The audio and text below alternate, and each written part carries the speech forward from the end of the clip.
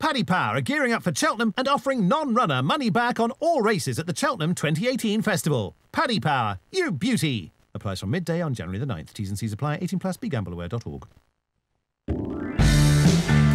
Hello and welcome to this anti-post postcast. I'm Maddie Plell in the studio. I'm joined by Nick Watts. We've also got Sam Twiston-Davis and Rob Catson from Paddy Power on the line as well. Today we're previewing the Ryanair Chase, which is just 37 days away. We're going to assess the field and look at where the value is, have a look further down the betting as well and get the lads' best each way shouts, and of course the big race 1, 2, 3. We're going to crack on with it. So first off, Rob, can we have a full show of betting from Paddy Power, please? I believe you're non-runner no bet on all 28 races now. Yeah, we still are for quite some time. Obviously, with non-runner no bet, it's a Willie Mullins dominated market. Not a surprise given he's won the last two. So we're 5-2 on the So. We're 7-2 Duvan, 4-1 Min. It's then 5-1 Top Notch, 11-2 Fox Norton, 6-1 Waiting Patiently, 7's Your Kill, Road to Respect in Coney Island, 8-1 Jack Adam, 9-1 Disco, 10's Bar. Okay, excellent. Now, Watsy, we're going to start off with Underso, the logical starting point, last year's winner. Can he retain his title? The last horse to do it was Alberta's Run in 2010 and 2011. He was exceptional last year, wasn't he? He was good. I mean, if you were being picky, you could say, you know, he beat Sub-Lieutenant, who probably hasn't done a huge amount for the form since, and Asso was in third, Venetia Williams' horse. So you could look back on it now and say it wasn't, you know, it wasn't the most deep of renewals. But yeah, I mean, he goes there in really good form. He obviously won well at Ascot last time. I think the important thing from his point of view is that he gets older. He seems to be settling much better now. He's not the tearaway, the head case that he used to be. And it gives him a chance of winning these big pots. I think he is the right favourite. Whether I'm not sure he'll win. I think it's a very deep race this season. So I think I'd be looking elsewhere for the winner. But yeah, I think you're right to centre the market around him if that's the question, yeah. Yeah. Sam, I thought he was exceptional last year. Like Watsy said, the form hasn't worked out that well, but he must be a really exciting horse to ride. What do you think when you're watching him? Do you think he can win it again?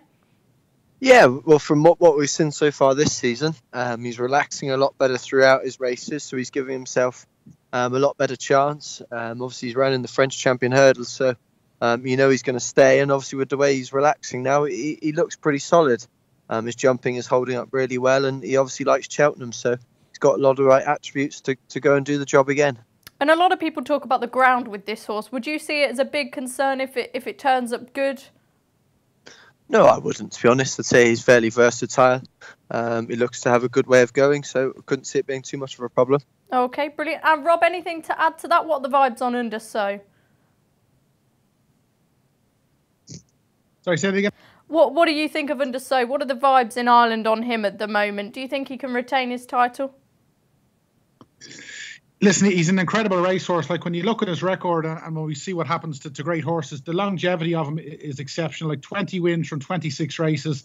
He very rarely has run a bad race. He's a two-time festival winner, and he just keeps showing up to these big race events. And like he probably is one of those horses over here that maybe doesn't get the credit that he deserves. He's 10, and we always thought him as a runaway, but I think as he's got older, as Sam says, he's been settling better, and he's probably now a 2.5 miler rather than a 2 miler. But he's a deserving favourite. I'd say, given what he's going to face, there's probably going to be better than 5-2 on the day. But with Ruby on his back, he is the horse to beat. Okay, now we'll move on to the main contenders. As Rob mentioned at the top of the show, it's a Willie Mullins monopoly because we just don't know who's going to line up at this stage. Duvan, I'm not so sure. I think if anywhere, he'd go to the Champion Chase if he ran, and Min as well. He looked good at the weekend. And then we've got the likes of Top Notch, who, again, is probably sure to run. Fox Norton, maybe not so. What's he Underso's biggest dangers? I really like Fox Norton. I'm sure this is the race for him. I know he's in the race at the weekend, the Game Spirit, but I mean that can be used as a prep race. You know, he was really good last season, particularly in the spring. I just thought he looked so impressive at Aintree when they upped him to 2.5 miles. So I thought he beat Sub-Lieutenant easier there than maybe Underso did in the Ryanair. And then he beat, of course, Underso when they went to Punchestown later on in the season. Now, I know he's got a disappointing run in the King George to put behind him. He was pulled up that day, and not everything has gone Colin Tizard's way this season, unfortunately, with some of his stable stars. But, you know, one bad run doesn't make a bad horse. I think if you take that run away from him, his form's been exceptional. He's got brilliant form at Cheltenham. And I just saw in the Champion Chase last year and again in the Tingle Creek this year, he was just playing catch up. Politolog had a bit too much speed for him. He couldn't get to Special Tiara in the Champion Chase last season. So I'm sure this is the perfect option for him at Cheltenham. He's got all the class in the world and, like I said, a brilliant Cheltenham record. I really, really hope, you know, they point him at the race, and I think he would be the biggest danger. He's my idea of the winner if they go for it. Okay, and Sam, it is hard to say with all these horses. We're not sure if they're going to turn up or not, but which one would you most like to be on? Oh, it's a tough one, really. Obviously, Undersow's got the form in the book. But with Fox Norton, you know, like his form is very solid.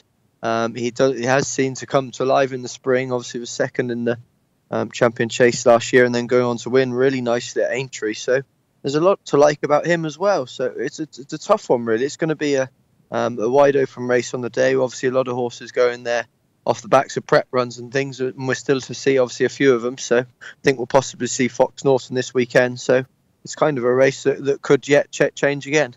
And you look at the likes of Top Notch and Waiting Patiently. Those are two brilliant horses that haven't really done an awful lot wrong. What are your assessments of their seasons so far? Yeah, Waiting Patiently obviously travelled and jumped really nicely at Kempton. Got in a really solid rhythm and jumped nice and finished his race off really strongly. With a lot of time for Top Notch as well. He's obviously not the biggest, but he's very, very brave.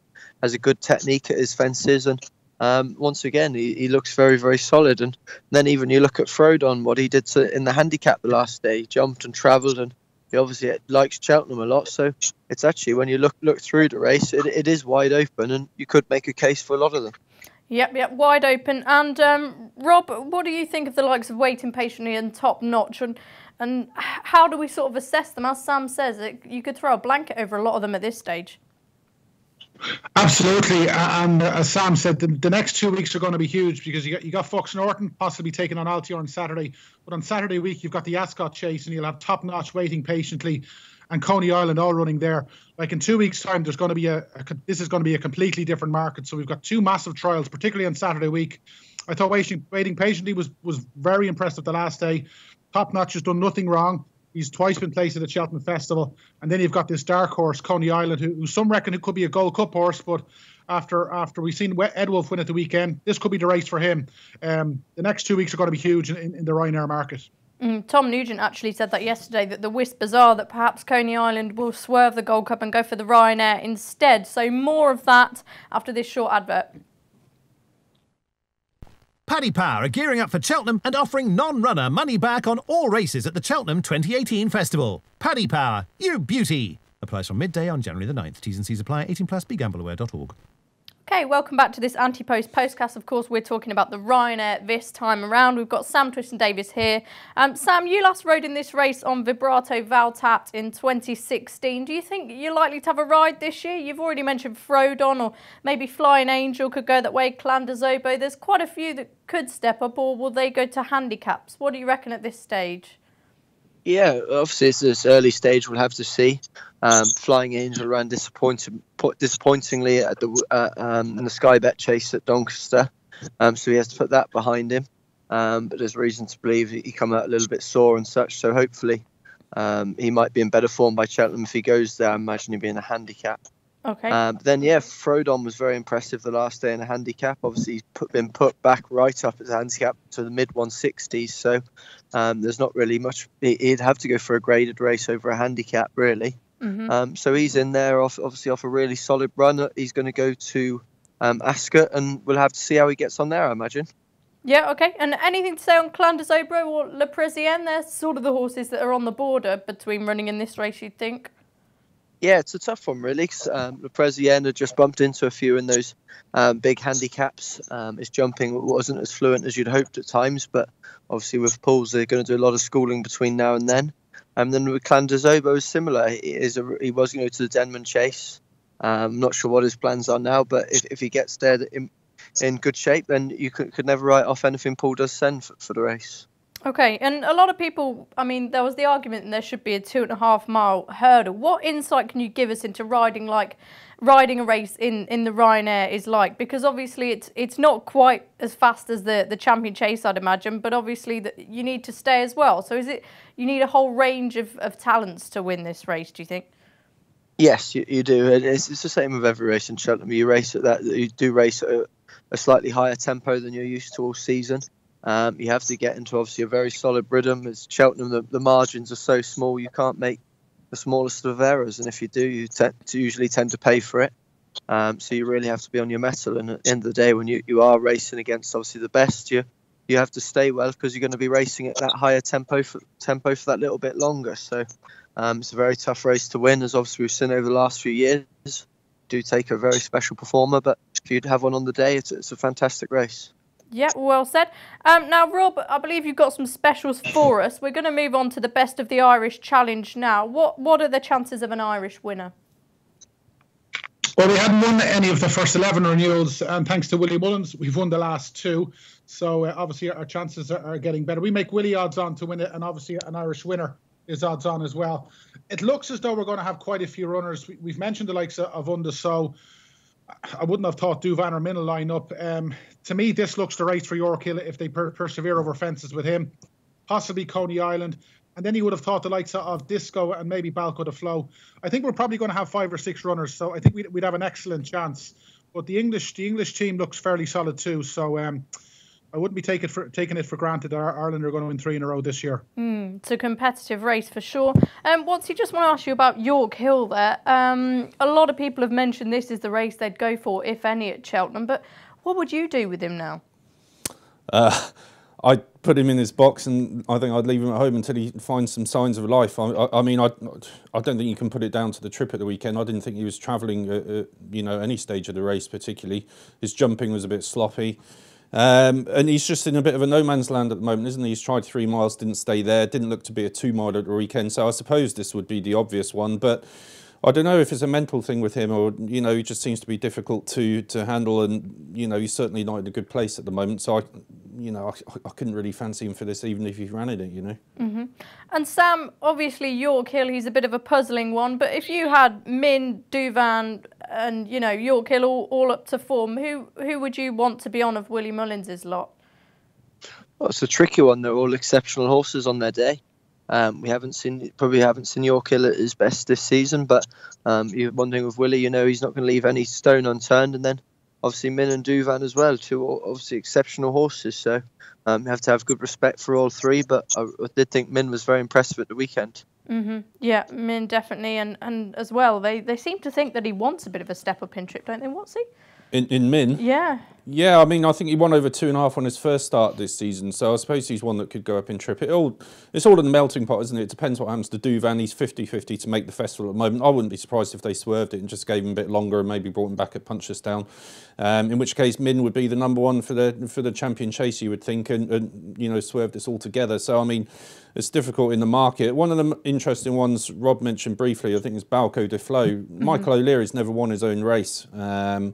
But I think he's quite an interesting horse because he stays 3 miles. He was second over 3 miles at Christmas, so he stays the trip. If he's one of those that gets into that good rhythm, and he likes to be on the front end, he's an easy winner of the Galway Plate back last summer. I could see him going really, really well. I know Tom Siegel was keen on him, and he stated that if he gets good ground, that's the key to him, and he's a really exciting horse. We've spoke about the Irish Challenge now. We'll move on to the Best of the British. I've mentioned a few, Waiting Patiently, Top Notch. You've already spoke about Fox Norton. Rob, what chance of a British winner? Yeah, well, as I said, you dominated it for a long time, and it hasn't gone your way in the last couple of years. We go 11-8 about an English train winner, which is probably value because England will have the majority of the runners, and it looks a really good renewal. And Nick mentioned it, a Jigginstown winner. Obviously, Michael's never won it. It looks as though he's going to have quite a few chances here. So we're 11-4 a Jigginstown winner, but I think there's possibly a bit of value in a home trained winner here at 11-8. Okay, brilliant. And so you spoke about Fox Norton, but is there any others that maybe, further down in the betting that you consider? Well, I mentioned Balco de Flow. I think of the ones at double-figure prices, he would be the one I'm interested in. And again, there's a lot of running plans to firm up here. Will Disco go for this race if he makes the festival at all? Would he go for the Gold Cup? Who knows? He could be suited by either race, really. Could easily go for either. But no, I mean, in the past, you look at when Andre won. He won from the front and got into a really good rhythm. Underso went to the front quite a long way out last time and got into that really good rhythm. So if Balco de Flo can hit that sort of the way they kind of ran and they get a bit of good ground, I could see him going really well. And they don't want to give him too much rope because he's a really good horse. And Sam, do you think that's true? Riding from the front can give you a specific advantage at Cheltenham if you get in that rhythm? Yeah, well, it also obviously helps you when the horses do get in that rhythm and you're able to kind of give them a breather here and there. But it does take a very, very good horse to be able to go out there and do that. As we saw with obviously Underso and the year before, they're exceptional horses on their day. And when it does work out, it looks very good. But it really shouldn't exaggerate how hard it can be to do. Okay, brilliant. And what do you think of the British hopes this year? They look pretty strong, don't they? Yeah, there's a good few of them. Obviously, like you said, the next 2 weeks is going to be key. We could possibly see Fox Norton, like we said, at the weekend, and obviously the Ascot Chase the weekend afterwards. So that they're keys to obviously what will answer a lot more questions. But I think the English teams do look pretty strong at this current moment in time. Yeah, okay. And before we move on, Q Card. Now, he could run in the Ascot Chase and then he could run in the Ryanair as opposed to running in the Gold Cup. What do you think of him? Everyone seems to have gone a bit quiet on him since he ran Haydock. Yeah, it'd be a fairy tale if he could win, wouldn't it? You know, as I alluded to earlier, it's been a strange season for Colin Tezard and a disappointing one in a lot of ways. He's got so much ammunition within his stables, but you're not going to keep them all down for long. He's going to hit a resurgence at some time, and what a good time to do it in the spring. I wouldn't have thought Q Card could win this. You know, especially in relation to Fox Norton. I think he's just got more about him. He's the right age. I think Q Card's he's been a fantastic horse, but he's been in some hard battles. The Ascot Chase, maybe that's his kind of Gold Cup and his swan song, and if he can win that, that's great. And then they don't really have to worry about Cheltenham then, but he wouldn't be on my radar as a winner of this. Okay, brilliant. We'll go for the quick advert now, and then we'll get the guys to nail down their choices in the Ryanair. Paddy Power are gearing up for Cheltenham and offering non-runner money back on all races at the Cheltenham 2018 Festival. Paddy Power, you beauty! Applies from midday on January the 9th. T's and C's apply. 18+. BeGambleAware.org. Okay, welcome back. We tend to do this sort of quick style, and I'm going to go to you first, Rob. Who's your idea of the winner? I'm going to ask you to nail your colours to the mast. Yeah, it's very tricky because it looks so competitive.